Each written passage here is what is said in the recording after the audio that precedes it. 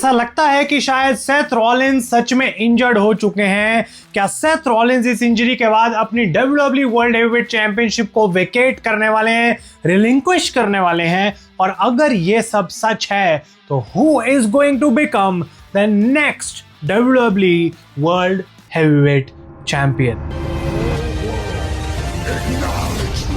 तो गाइस, मैं हूं आयुष और आप देख रहे हैं रेसल इंडिया। तो भाई, कल की वीडियो बिल्कुल जबरदस्त थी, बहुत आप लोगों का कमाल का मेरे को वहां पे ओपिनियंस जानने को मिले हैं। और आज की इस वीडियो को हम कंटिन्यू करेंगे बिकॉज ऑब्वियसली वहां से इंफॉर्मेशन आज इतनी ज्यादा हमको जानने को मिली है कि अब कहीं ना कहीं ऐसा लग रहा है कि शायद सेथ रॉलिंस की इंजरी जो है वो सच में सच है और WWE को एकदम से सारे प्लान्स चेंज करने पड़ गए हैं। तो ऑर्डर में चलेंगे, एक बार फिर से सारी बातें डिस्कस करेंगे। क्या होगा WWE चैंपियनशिप के साथ, वहां पे WWE क्या कर सकती है, वर्ल्ड हेवीवेट चैंपियनशिप में अब कौन रोल प्ले करेगा, वॉर गेम्स मैच क्या हो सकता है, वो सब बारे में आज हम बात करेंगे। वीडियो को एंड तक देखते रहना, लाइक बटन दबाना बिल्कुल भी ना भूलो और चैनल का बटन जो सब्सक्राइब का है वो फटाफट से दब जाना चाहिए। ऐसी वीडियोस आपको रोज यहाँ पे रेसल इंडिया पे देखने को मिलेंगी। अब सेथ रॉलिंस की इस रिपोर्ट पे मैं आऊं उससे पहले स्कॉट स्टाइनर ने बड़ी कमाल की ये मैथ करी है, जो कि मैं चाहता हूं कि कोई आके कॉमेंट में मुझे समझाए। आपको यहाँ पे मैं फोटो दिखा देता हूँ, इसको पढ़ो।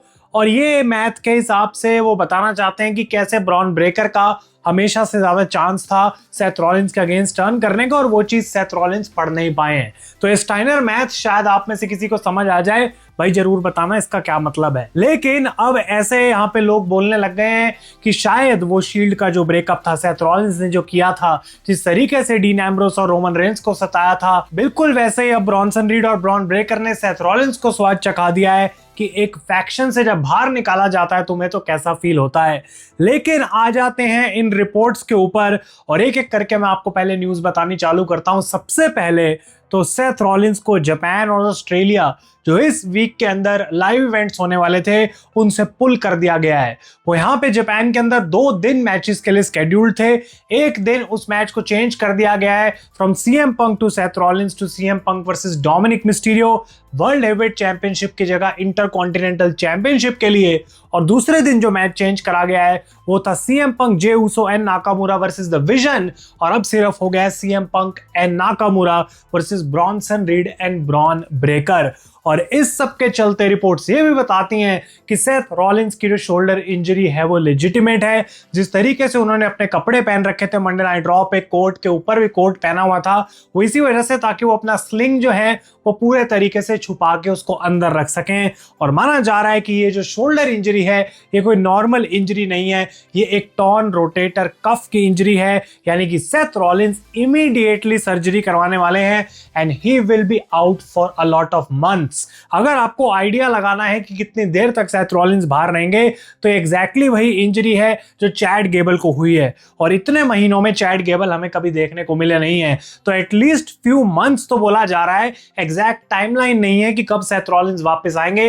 लेकिन रिपोर्ट्स के अकॉर्डिंग जो कि आ रही है डेव मेल्जर की तरफ से, रेसलिंग ऑब्जर्वर की तरफ से, वो बताती हैं कि सेथ रॉलिंस को इमीडिएटली सर्जरी की रिक्वायरमेंट है and he will have to go away from WWE, जिसका मतलब ये है कि WWE को अब डिसाइड करना पड़ेगा कि वर्ल्ड हेवीवेट चैंपियनशिप के साथ आखिर करना क्या है। और अगर सेथ रॉलिंस इस सर्जरी के लिए जा रहे हैं और काफी महीनों तक दूर रहेंगे WWE से, इसका मतलब ये है that he will have to relinquish his world heavyweight championship और एक नया चैंपियन अब WWE को क्राउन करना पड़ेगा। उसके बारे में अब हम बात कर लेते हैं बिकॉज आज इस बड़ी न्यूज ब्रेक होने के साथ साथ WWE ने खुद एक बड़ी चीज अनाउंस करी है कि जो सैटरडे नाइट्स मेन इवेंट का शो होगा, जिसकी बात हमने कल भी करी थी, और मैं चाहता हूं कि अगर आप लोगों ने वो वीडियो नहीं देखी है कल वाली तो जरूर जाके चेकआउट करें बिकॉज वहां पे हमने बात करी है कि क्या ये वर्क है, क्या ये रियल है, और उस पर मैं अभी आता हूं दोबारा से। लेकिन आज WWE ने सैटरडे नाइट्स मेन इवेंट में यहां पे जो है अनाउंस कर दिया है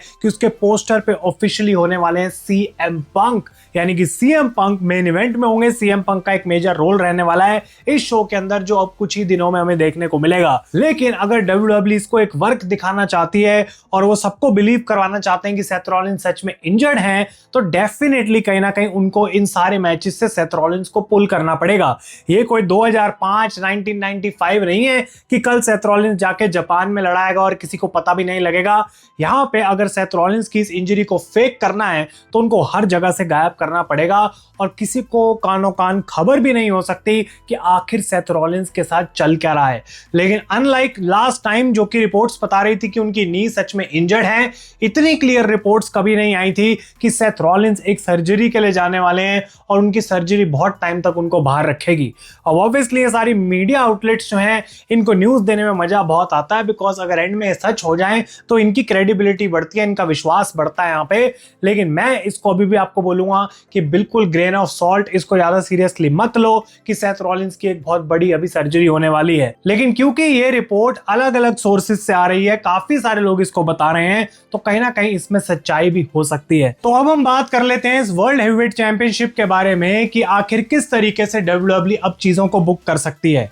सबसे पहली बात तो यह है कि एक टूर्नामेंट करा जा सकता है और जो भी उसका विनर है वो नया चैंपियन बन जाएगा, सबसे इजी तरीका है करने का। लेकिन जो करंट स्टोरी लाइन चल रही है WWE की, उसके अकॉर्डिंग मुझे लगता है कि कहीं ना कहीं वो एक ट्रिपल थ्रेट मैच कर सकते हैं अभी के लिए, उसको इजी बनाने के लिए।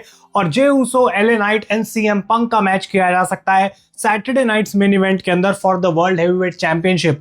और बिकॉज CM पंक इस पूरे शो के पोस्टर पे हैं, उनका बड़ा इन्वॉल्वमेंट जैसे कि मैं कह रहा हूं रहने वाला है, और वहां से तुम CM पंक को जितवा सकते हो द वर्ल्ड हेवीवेट चैंपियनशिप, उनको नया चैंपियन बना सकते हो और वॉर गेम्स मैच के अंदर वो कैरी कर सकते हैं इस चैंपियनशिप को।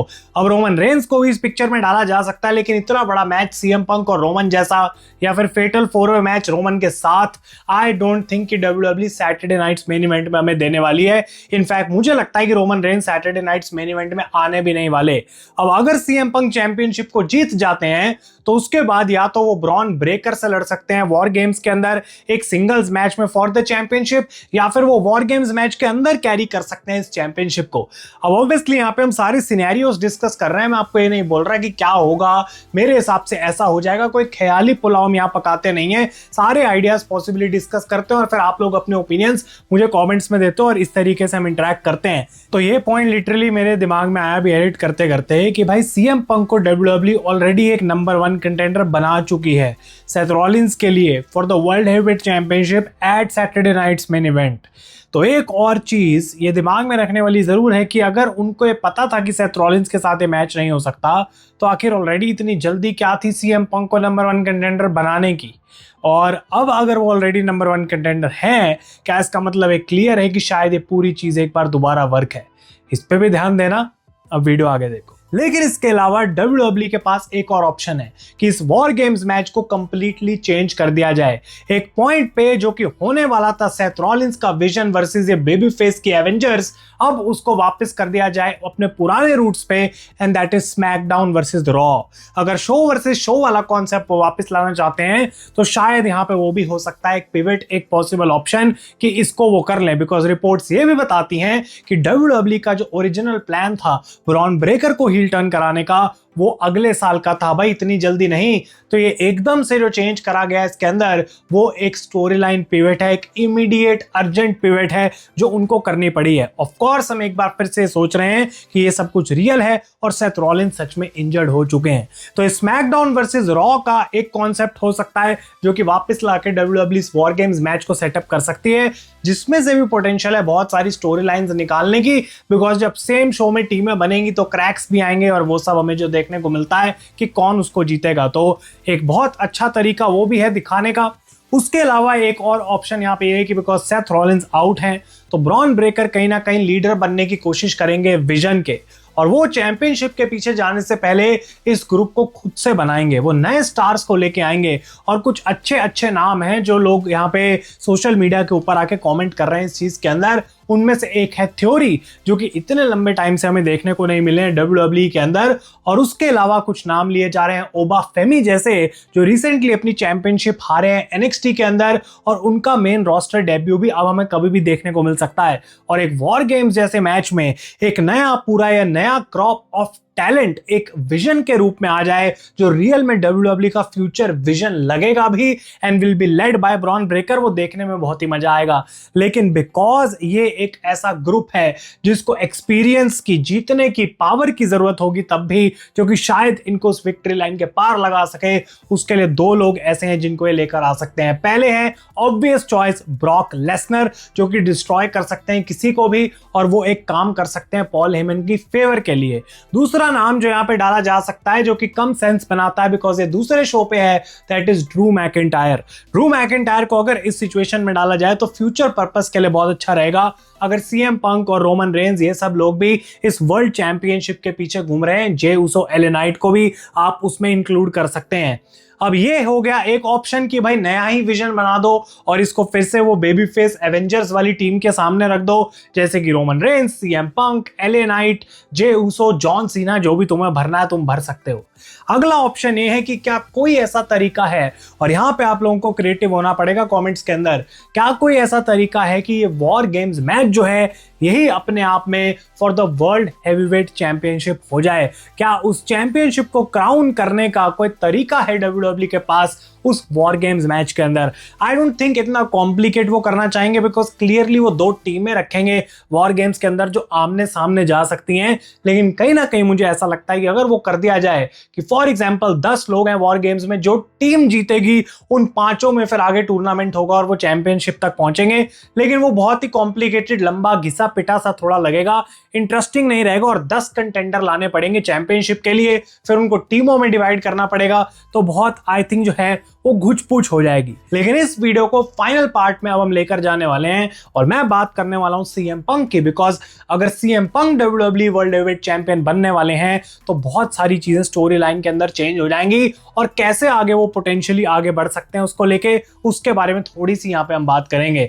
अगर पंक चैंपियनशिप जीतते हैं सैटरडे नाइट मेन इवेंट में तो एक लंबी अच्छी खासी रन उनको दी जा सकती है, बिकॉज एलिमिनेशन चेंबर भी नेक्स्ट ईयर होने वाला है शिकागो में, पंक के होम टाउन में, जो कहीं ना कहीं एक मोर इंपॉर्टेंट जगह होती उनके लिए वो चेंबर मैच जीत के रेसलमेनिया तक अपनी टिकट को बुक करने की। लेकिन मुझे ऐसा लगता है कि सीएम पंक को all the way till WrestleMania अब डब्ल्यूडब्ल्यू वर्ल्ड हैवीवेट चैंपियन रख सकती है। उनको उस चैंपियनशिप को यहाँ पे बिल्कुल दिया जा सकता है, इजीली उसमें किया जा सकता है और साथ ही साथ और लोग जो उनके अराउंड घूमेंगे इस चैंपियनशिप को जीतने के लिए। रोमन रेंज है ऑब्वियसली एक बड़ा ऑप्शन, ब्रॉक लेसनर एक बड़ा ऑप्शन है, गुंथर जब भी वापस आएंगे वो उस टाइटल के लिए डेफिनेटली चैलेंज करने वाले हैं। लेकिन उसके अलावा सेथ रॉलिंस को हम भूलेंगे नहीं, बिकॉज अगर सेथ रॉलिंस अभी चले जाते हैं तो रेसलमेनिया तक प्रोबेबली वो वापस आने वाले होंगे और फिर से उनको वापस डाला जा सकता है and he will be ready for that time for this championship again.